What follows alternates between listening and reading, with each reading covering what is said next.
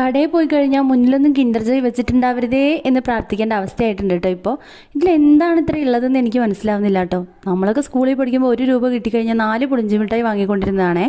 അങ്ങനെയുള്ള നമ്മൾ ഈ 50 രൂപയ്ക്ക് ഈ 2 മിഠായി വാങ്ങുക എന്ന് പറഞ്ഞാൽ ഭയങ്കര സങ്കടമുള്ള കാര്യമാണ് കേട്ടോ. പക്ഷേ കുട്ടികൾക്ക് എന്താണെന്ന് അറിയില്ല, ഇത് ഭയങ്കര ഇഷ്ടമാണ് താനും.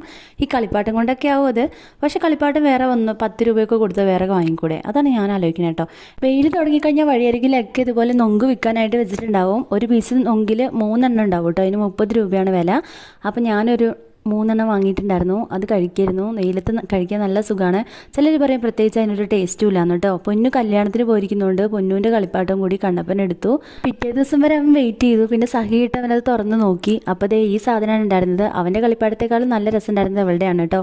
ഇത് ഗേൾസിൻ്റെ കിൻഡർ ജോയിലെ പാക്കറ്റിലെ സാധനമാണേ. ഇതിലൊരു ഷെഫ് വുമണാണ് ഉണ്ടായിരുന്നത്. എന്തായാലും അത് അറേഞ്ച് ചെയ്യാനായിട്ടും എളുപ്പമായിരുന്നു കേട്ടോ. നല്ല രസമുണ്ടായിരുന്നു.